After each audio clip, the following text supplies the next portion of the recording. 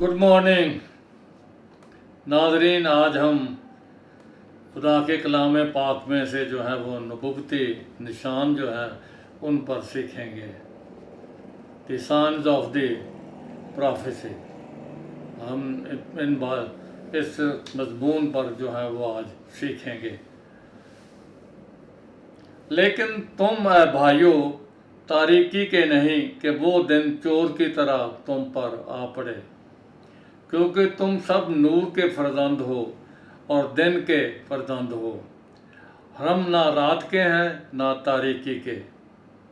पहले थस्सलुनीकियों का ख़त जो है उसके 4 बाब की 5वीं आयत जो है वो इसमें ये लिखा है।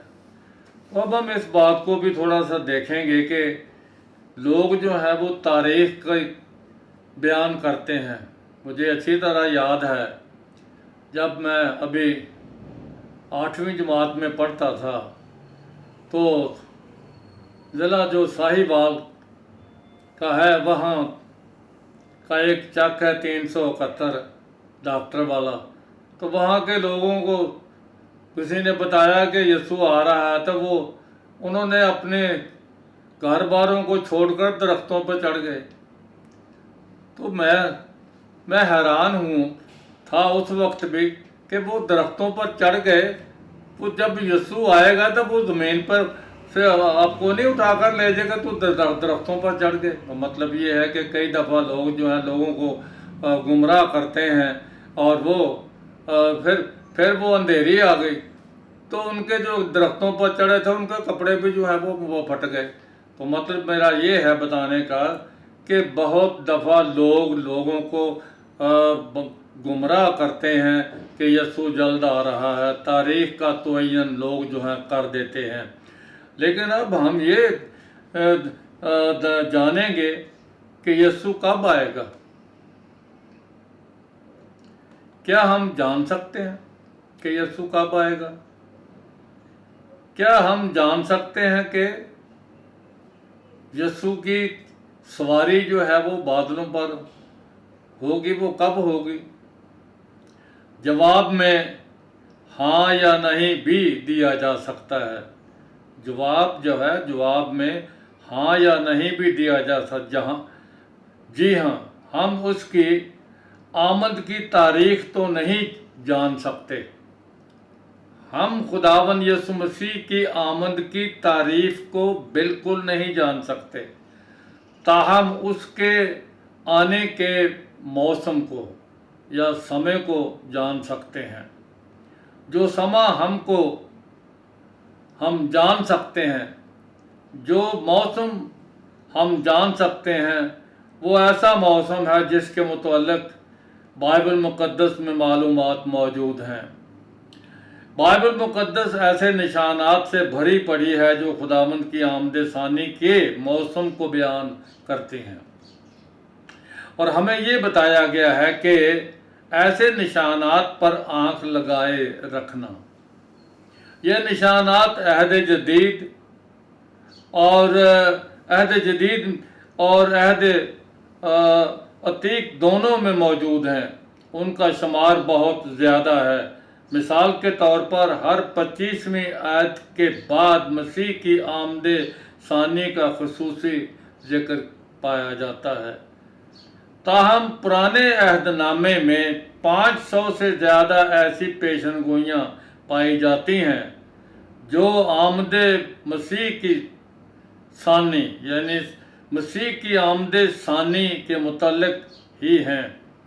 अंबियाए अकबर और अंबियाए असगर के अलावा मज़ामीर भी मसीह के मुतल्लिक़ भरे हुए, यानी मज़ामीर जो हैं वो भी भरे हुए हैं, जिनमें मसीह की आमद सानी ही की पेशनगोई की गई है।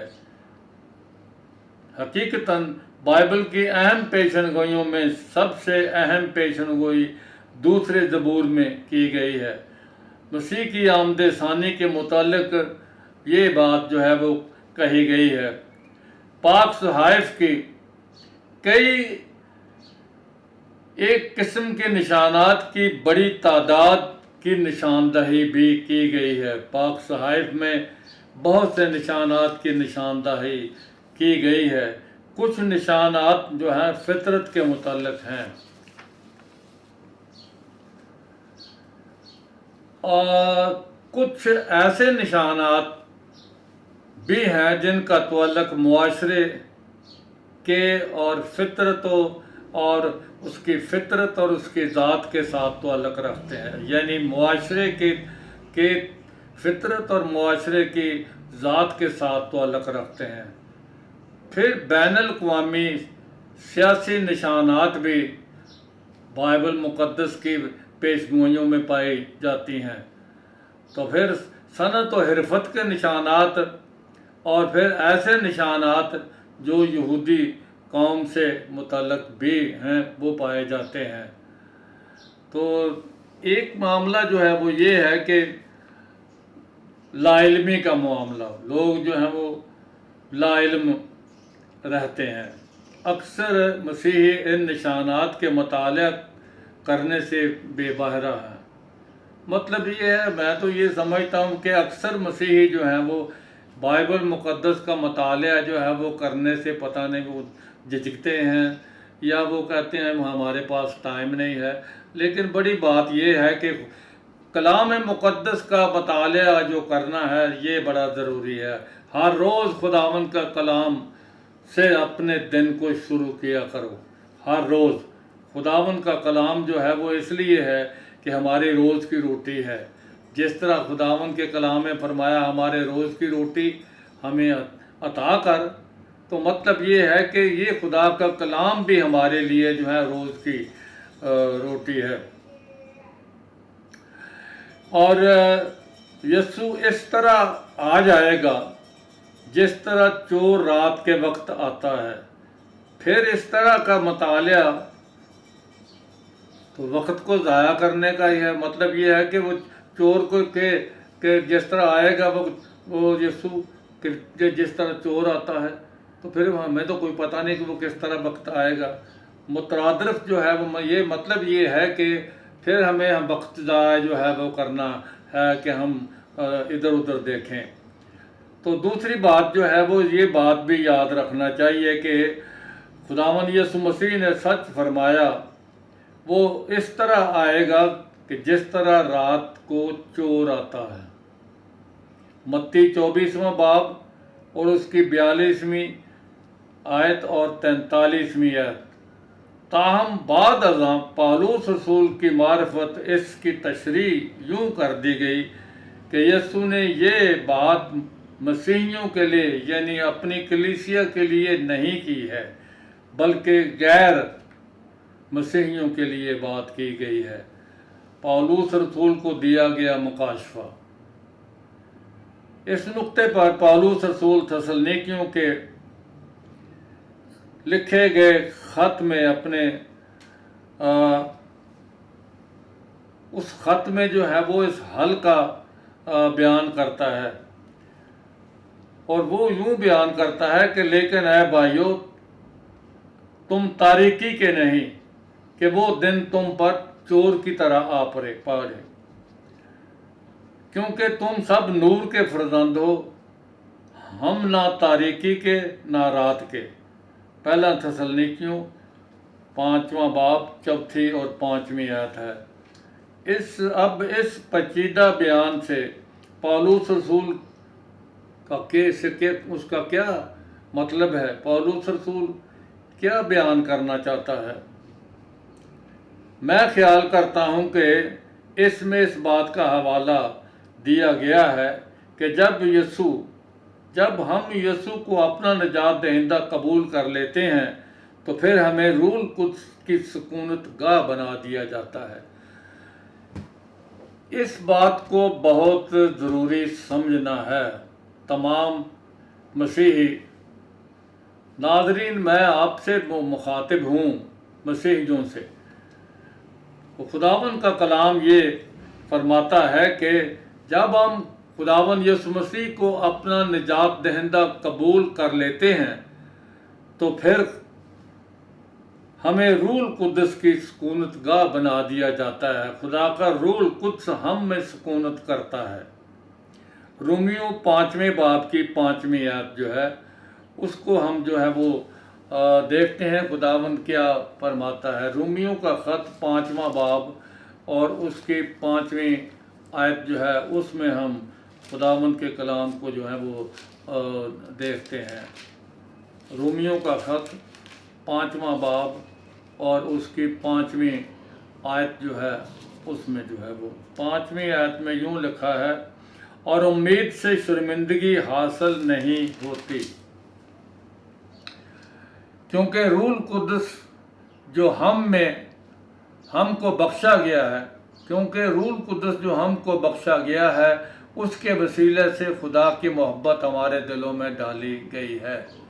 تو یہ مطلب ہے کہ روح القدس ہمارے دلوں میں ڈالا گیا ہے، ہمارے دلوں میں یہ بخشش جو دی گئی ہے وہ ہماری رہنمائی کرتا ہے، ہمارے دلوں میں بستا ہے۔ پہلی بات تو یہ ہے کہ جب آپ خداوند یسوع مسیح کو قبول کرتے ہیں، میں نے آپ کو یہ پہلے بھی کئی دفعہ جو ہے وہ آپ کے سامنے بات رکھی ہے کہ خداوند یسوع مسیح کو اپنا نجات دہندہ اور اپنی زندگی کا مالک جو قرار دینا ہے کہ خداوند یسوع مسیح میرے لیے آیا ہے، خداوند یسوع مسیح نے مجھے بچایا ہے، خداوند یسوع مسیح نے میرے گناہوں کو مٹایا ہے، وہ میرا کفارہ ہوا ہے۔ تو اس طرح جب آپ مان جاتے ہیں، یسوع کو اپنا نجات دہندہ مان لیتے ہیں، تو پھر اس کا مطلب یہ ہے کہ روح القدس کا ہم مسکن بن جاتے ہیں، روح القدس ہم میں بستا ہے۔ پھر روح القدس کے وسیلے سے ہمیں روحانی مینار روشنی کا مینار بنا دیا جاتا ہے۔ تو پھر یہ مطلب یہ ہے کہ جب روح القدس ہم میں سکونت کرتا ہے تو ہمیں روشنی کا مینار بنا دیا جاتا ہے۔ اور یوحنا رسول اپنے پہلے خط کے 2 باب میں 27ویں آیت میں یوں فرماتے ہیں، اور تمہارا وہ مسح تم میں قائم رہتا ہے، بلکہ وہ مسح جو اس کی طرف سے کیا گیا تمہیں سب باتیں سکھاتا ہے۔ وہ مسح جو تم میں قائم رہتا ہے اور وہ مسح جو تمہیں کیا گیا ہے تمہیں سب باتیں سکھاتا ہے۔ یہ پہلا یوحنا کا خط جو ہے 2 باب کی 27ویں آیت ہے۔ اس طرح روح القدس کے کلام کو سمجھنے کے لیے ہمارے ذہن جو ہے وہ کھل جاتے ہیں۔ روح القدس ہمارے ذہنوں کو کھول دیتا ہے۔ دوسرے لفظوں میں پالوس رسول تسلنیکیوں کے پہلے خط میں یہ بتاتے ہیں کہ خداوند کے آنے کے سمے کو، خداوند کے آنے کے موسم کو ہم معلوم کر سکتے ہیں، کیونکہ روح القدس ہمیں روحوں کے امتیاز کی نعمت عطا کرتا ہے۔ لیکن امتیاز جو روح کی نعمت ہے دعا کرنے کے باعث حاصل نہیں ہوتی، کیونکہ یہ نعمت جوں ہم خدا کے کلام کا مطالعہ کرتے ہیں، یہ پتے کی بات ہے، یہ نعمت جو ہے وہ دعا کرنے کے باعث حاصل نہیں ہوتی، بلکہ اس کے برعکس خدا کا مطالعہ کرنے سے حاصل ہوتی ہے۔ ہر روز خدا کے کلام کا مطالعہ کرنا، اسٹڈی کرنا، یہ ہمارے لیے بہت بڑی ایک نعمت ہے، یہ نعمت ہے۔ تو مطلب یہ ہے کہ کیونکہ یہ نعمت جوں ہم خدا کے کلام کا مطالعہ کرتے ہیں، اسی طرح روح القدس ہماری رہنمائی میں ہمیں یہ نعمت جو ہے عطا کرتا رہتا ہے۔ اور چونکہ پیشن گوئی و نبوت کے مطالعہ کو کچھ اس شدت سے نظر انداز کیا گیا ہے۔ بہت سے مسیحی خداوند یسوع مسیح کے واپس آنے سے حیران و پریشان اور ششدر رہ جاتے ہیں۔ اس کا مطلب کیا ہے؟ مطلب یہ ہے کہ لوگ خدا کے کلام کا مطالعہ نہیں کرتے، حالانکہ یہ جو کرونا جو وائرس ہے یہ بھی خدا کے اپنی طرف سے جو ہے وہ بنے نوع انسان پر نازل کی گئی ہے، اور اس کا مطلب یہ نہیں ہے کہ بنے نوع انسان کو خدا جو ہے وہ مٹانا چاہتا ہے، بلکہ اس لیے ایسی وبائیں خدا نازل کرتا ہے تاکہ لوگ توبہ کریں۔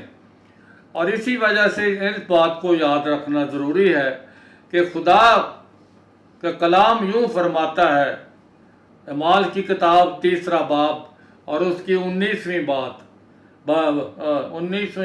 آیت جو ہے وہ اس میں یوں لکھا ہے، پس توبہ کرو۔ نمبر 1 پس توبہ کرو، نمبر 2 رجوع لاؤ، مطلب یہ ہے کہ واپس آؤ، توبہ کرو اور رجوع لاؤ تاکہ تمہارے گناہ مٹائے جائیں۔ یہ پہلی بات جو ہے وہ توبہ کرنا، پھر واپس آنا، یعنی مطلب یہ ہے کہ جہاں سے ہم کسی غلط راستے پر چلے گئے، پھر جہاں غلط راستے پر چلے گئے پھر وہاں آنا، اور پھر جو ہے وہ واپس آنا، اور پھر خداوند کا توبہ کو منظور کر لیتا ہے۔ پس توبہ کرو اور رجوع لاؤ تاکہ تمہارے گناہ مٹائے جائیں، اور اس طرح سے خداوند کے حضور سے تمہارے لیے تازگی کے دن آئیں۔ اب میں آپ کے سامنے یہ بات بیان کرنا ضرور سمجھتا ہوں کہ ناظرین، خداوند یسوع مسیح کی دوسری آمد کے متعلق بائبل مقدس میں بڑی آیتیں جو ہیں، بلکہ تیسرا یا چوتھا حصہ جو ہے وہ بائبل مقدس کا مسیح یسوع کی دوسری آمد کے متعلق جو ہے بیان کرتا ہے۔ تو اب خداوند یسوع مسیح کی دوسری آمد سے پہلے ضروری بات یہ ہے کہ کلیسیا کا آسمان پر اٹھایا جانا۔ پہلی بات یہ ہے کہ خدا کے کلام پاک میں جو ہے کہ مردوں میں سے جی اٹھنے والا پہلا پھل مسیح، اور پھر اس کے آنے پر اس کے لوگ، اور پھر آخرت ہوگی۔ تو دوسری بات جو ہے وہ آپ کے سامنے یہ ہے کہ مردوں میں سے جی اٹھنے والا پہلا پھل مسیح۔ اگر لوگ کہتے ہیں کہ مسیح یسوع جو وہ موا نہیں، اگر وہ موا نہیں تو پھر وہ زندہ کیسے ہوا؟ اور آج بھی جو لوگ اسرائیل کے ملک میں جاتے ہیں، یروشلم میں جاتے ہیں، تو وہ خالی قبر جو ہے ان کا منہ چڑھاتی ہے کہ یہ یہاں کوئی نہیں ہے۔ تو دوسری بات یہ بات بھی ضروری ہے کہ پہلے مردوں میں سے جی اٹھنے والا پہلا پھل یسوع مسیح، اور اگر خداوند یسوع مسیح نہیں جی اٹھا تو پھر کوئی مردہ بھی نہیں جی اٹھے گا۔ یسوع مسیح قیامت کی نشانی ہے، مطلب یہ ہے مردوں کے جی اٹھنے کی نشانی ہے۔ یسوع مسیح جی اٹھا ہے، اس لیے سب مردے جی اٹھیں گے اپنا اپنا حساب دینے کے لیے۔ خدا کے کلام پاک میں جو ہے وہ یہ لکھا ہوا ہے نا، تو کہ رومیوں کا خط جو ہے اور اس کا 12ویں باب کی 14ویں آیت جو ہے اس میں وہاں یہ لکھا ہوا ہے کہ پس ہم میں سے ہر ایک اپنا اپنا حساب دے گا۔ تو اس لیے یہ بہت ضروری ہے کہ ہمیں یسوع مسیح کے آمد کی تیاری کرنا ہے۔ پہلی بات تو یہ ہے کہ ہمارا خداوند جو ہے وہ اپنی کلیسیا کو لینے کے لیے آ رہا ہے، اور پھر آسمان میں وہ 7 برس تک کلیسیا رہے گی، نیچے 7 برس جو ہے مخالف مسیح جو ہے دنیا پر ظلم و تشدد کرے گا، اور 7ویں سال کی آخر میں یا 7ویں سال سے پہلے جو ہے وہ ضیافت ہوگی. 7ویں سال کے آخر میں جو ہے وہ 7ویں سال کی آخر میں جو ہے وہ ضیافت ہوگی آسمان میں. جس طرح کوئی شادی کے بعد دولہا جو ہے اپنے دلہن کے اعزاز میں دعوت ولیمہ دیتا ہے، تو پھر جو ہے وہ مقدس لوگ جو ہیں ان کے ساتھ خداوند یسوع مسیح جو ہے آئے گا کلیسیا کے ساتھ. پہلے کلیسیا کو لے کر آسمان پر جائے گا، پھر وہاں دعوت ولیمہ ہوگی. پھر اس کے بعد مکاشفہ 19واں باب اس کی 11 آیت سے یہ ہے کہ پھر یسوع مسیح کلیسیا کے ساتھ آئے گا. پہلے کلیسیا کو لے کر آسمان پر گیا، پھر کلیسیا کو آسمان سے لے کر ساتھ آئے گا تاکہ وہ دنیا پر لوہے کے عصا سے حکومت کرے، اور اس کی حکومت میں جو ہے وہ کوئی بھی گناہ نہیں ہوگا. ہر آدمی جو ہے وہ خداوند کے تابع داری کرے گا، اور اس کا نام وہاں ہوگا خداوندوں کا خداوند، بادشاہوں کا بادشاہ، بادشاہوں کا بادشاہ اور خداوندوں کا خداوند. تو کلیسیا کو انتباہ یہ ہے کہ تیاری کرو، یسوع آنے والا ہے. اس وجہ سے اس بات کو جاننا کہ یہ گیت جو ہے، کوئی نرسنگا پھونک رہا ہے، بادلوں پہ یسوع جلد آ رہا ہے. کیا آپ نے خداوند یسوع مسیح کو اپنا نجات دہندہ قبول کر لیا ہے، یا ابھی تک بھی ایسی باتوں میں لگے ہوئے ہیں کہ جو دنیا کی باتیں ہیں؟ گیت کو ایسا ہے کہ آمد مسیح کی ہے قریب، دنیا کو یہ بتائے جا، ہوں گے لاکھوں قدوسی اس کے ساتھ، یسوع جب بادلوں پہ آئے گا. یسوع بادلوں پہ آنے والا ہے، اور آپ کا کام ہے کہ تیاری کریں. تیاری کرنے کا مطلب یہ ہے کہ آپ کو نئے سرے سے پیدا ہونا ضروری ہے.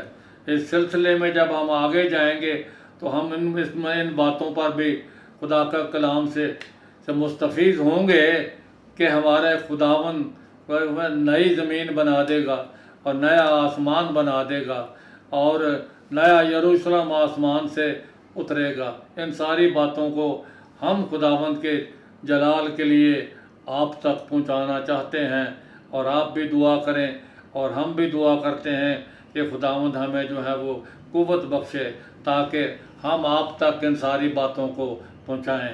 ہمارا خداوند جلد آ رہا ہے. مارا نہ تھا، یہ مارا نہ تھا جو ہے آرامی کا لفظ ہے، اے خداوند آ. تو اس کو کہنا ہے کہ اے خداوند آ. خداوند آپ سب کو برکت بخشے، اور پھر دوسری قسط کا آپ انتظار کریں، اور اس وقت تک مجھے اجازت دیجیے. آمین.